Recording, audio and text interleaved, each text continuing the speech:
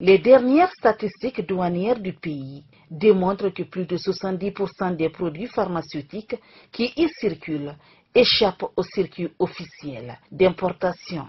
Un réseau parallèle, constitué même en collectif, détenant des produits d'une valeur de 800 millions de francs guinéens, existe en Guinée. Et le marché de Madina, théâtre de cette opération, approvisionne beaucoup de vendeurs de médicaments du pays. 32 ans que j'exerce, le marché Madina est en train de quitter le marché pour se déverser sur la ville même. C'est-à-dire aujourd'hui, j'ai comme l'impression que des gens qui n'ont aucune formation, aucun niveau, qui n'ont pas fait ces études, qui ne savent pas de quoi il est question des médicaments, et surtout les faux médicaments, qui ne savent même pas identifier le faux et le vrai, sont en train de créer même des structures de vente au niveau, dans la capitale et partout. Les pharmacies par terre attirent plus de personnes en Guinée que les pharmacies agréées. Les populations, réputées avoir les moyens financiers limités, expliquent leur préférence pour les médicaments vendus dans la rue par leur prix abordable. Pharmacie seri nan fan kono, pinsa pharmacie na seri sari gorogo donc fo ngaska makiti na ngaya seri sara makiti. Musse sera ba manna. Bon, makiti seri, basiga ba ordonnance rafala, siga sa seri sara makiti. Naga tungu vraiment ça me soulage très bien bon. Amu effet yo tan sendema. Quand même, pharmacie seri nan tan normalement, mais il a meras quand même nan te mais c'est comme anadi. Kobri muna, wali muna, ina gandi soto ma mu pharmacie seri liri donc a makiti nan liri. Faut moi c'est makiti ne moi seri sara. Le premier pharmacien privé de la Guinée ne partage pas cette affirmation. Dr Mani Zekoulié accuse les vendeurs parallèles de manipulateurs. Aujourd'hui, le marché parallèle a sa propre politique, a eu sa propre promotion. Voilà des illettrés, des analphabètes qui ont pu dribbler des gens qui ont fait des études supérieures jusqu'à pouvoir entraîner toute la population sur les différents marchés. Il n'y a pas mille manières aujourd'hui, c'est simplement aller détruire ces différents marchés. Aujourd'hui, on ne parle même plus de prix. Parce que j'ai des preuves.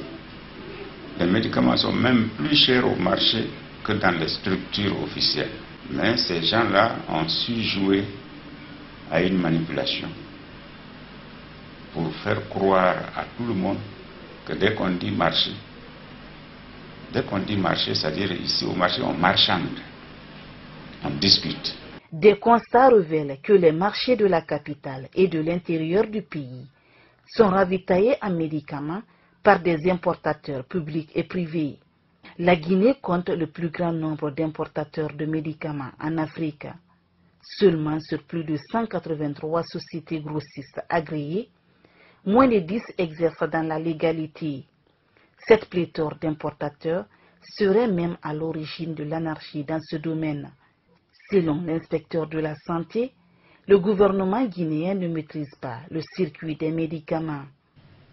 Mais s'ils approvisionnent le marché, ils ont des complices. Parce qu'une société qui ne fonctionne pas, qui ne peut pas donner la preuve de son fonctionnement, comment cette société-là, moi j'ai besoin d'importer des médicaments, je laisse une société normale qui importe. Je dis, je prends la couverture d'une société, j'importe, mais le nom de la société n'apparaît pas. La société ne demande pas de visa pour moi ici. C'est-à-dire qu'il demande, c'est comme si je me suis adressé à quelqu'un qui n'a pas besoin de ce visa, alors qu'il triche avec les importations et qui m'aide dans la tricherie pour que j'importe.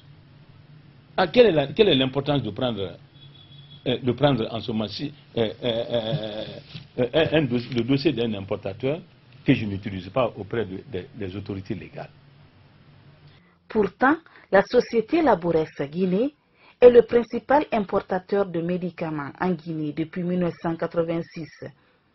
La société ravitaille 400 pharmacies du pays, dont 50 en région.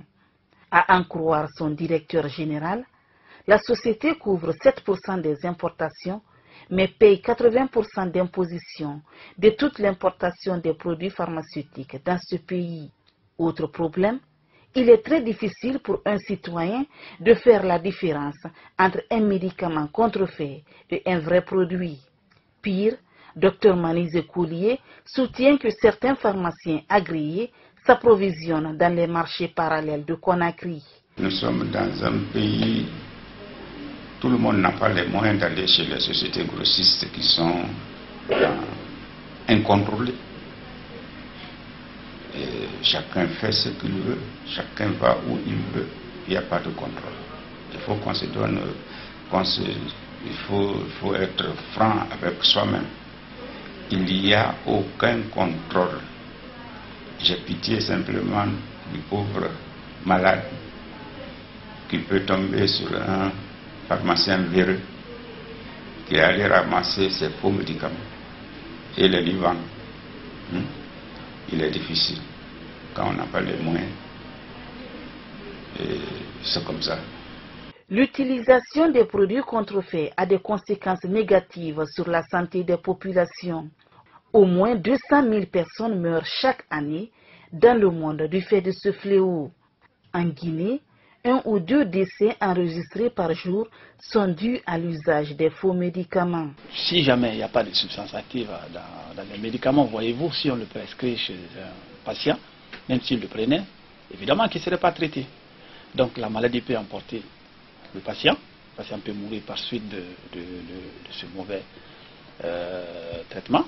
Et les conséquences, le médecin peut avoir également, sa notoriété peut être entachée. Et l'autre conséquence, c'est la population elle-même. En perdant un membre de la société, c'est toujours quelque chose qui est dommageable, qui est très très dommage pour tout le monde. Et parfois, des médicaments peuvent contenir des substances toxiques qui peuvent non seulement aggraver l'état du patient, mais aussi intoxiquer le patient. Et pourtant, le gouvernement guinéen a pris des mesures pour lutter contre la vente des faux médicaments. En 2012, la Guinée a été la première nation africaine à signer et ratifier la Convention Médicrime, un document qui offre au pays un arsenal juridique dans la lutte contre la fabrication, la détention et la vente des médicaments contrefaits. Son objectif, c'est de criminaliser tous les actes liés aux faux médicaments. Vous voyez que ça, c'est très important. Deuxièmement, cette convention Médicrime envisage également de protéger les personnes victimes de ces faux médicaments. Et troisièmement, cette convention Médicrime a pour objectif également de mettre la convention médicale et la convention Médicrime dans un cadre de coopération internationale.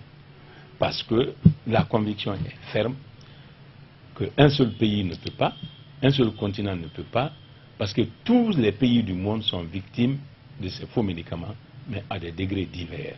En 2015, l'Ordre national de la pharmacie, en synergie avec le département de la santé et le secrétariat général à la présidence chargée de la lutte contre les crimes organisés, avait mis en place une commission pour faire face à l'agressivité du marché noir. Les agents du secrétariat général à la présidence chargés des services spéciaux, de la lutte contre la drogue et le crime organisé et de l'Office central antidrogue OCAD ont contribué à la lutte contre les faux médicaments en procédant à l'arrestation de plusieurs trafiquants. Dans le cadre de cette opération, beaucoup de faux médicaments ont été saisis et incinérés. La saisie au niveau de la pharmacie parallèle et au port de Conakry de 90 tonnes de produits pharmaceutiques contrefaits importés. Le démantèlement de 350 points de vente illégaux de produits pharmaceutiques, des kiosques, des boutiques, conteneurs de fortune, etc. Le démantèlement de 2 sociétés clandestines d'importation de produits pharmaceutiques tenues par des expatriés indiens qui évoluent en même temps dans le commerce général. Le démantèlement de 3 sociétés d'importation et de commercialisation de produits médicaux appelés suppléments ou nutriments alimentaires. dont on impute à tort des vertus thérapeutiques. Hein? Donc on dit que ces produits sont capables de traiter toutes sortes de maladies, paludisme, infections de tout genre, affections cardiovasculaires, stérilité, etc. Ces sociétés importaient ou fabriquaient sur place des produits sans aucun visa délivré par le ministère de la Santé. Aucune autorisation de mise sur le marché, aucun contrôle de qualité par les services compétents du ministère de la Santé. Ils disposaient chacune de plus de 2000 distributeurs qui étaient rémunérés en fonction de la quantité de produits vendus. Vous imaginez ce que ça fait? Donc, ces individus, ces produits ont été totalisés, au moins les 90 tonnes. Tous ces produits ont été incinérés, n'est-ce pas, au four de l'ex-ANTAC. Malgré toutes ces répressions menées par les agents de l'OCAD, les faux médicaments inondent toujours les marchés de la capitale et de l'intérieur du pays. Selon l'inspecteur général du ministère de la Santé, lutter contre les faux médicaments est un combat collectif. Le ministère de la Santé seul ne peut pas, il a besoin d'être aidé. La preuve est que le ministère de la Santé n'est pas au port. Le ministère de la Santé n'est pas à l'aéroport. Le ministère de la Santé n'est pas dans toutes les structures. Le ministère de la Santé n'est pas au marché Madina. Le ministère de la Santé n'est pas au marché de Kankan, n'est pas au marché de Labé, n'est pas au marché de Zérekoré, ni au marché de Kindia ou au marché de Mamou. Ce n'est pas le lieu de travail du ministère de la Santé. Nous travaillons dans les structures, nous travaillons au ministère de la Santé.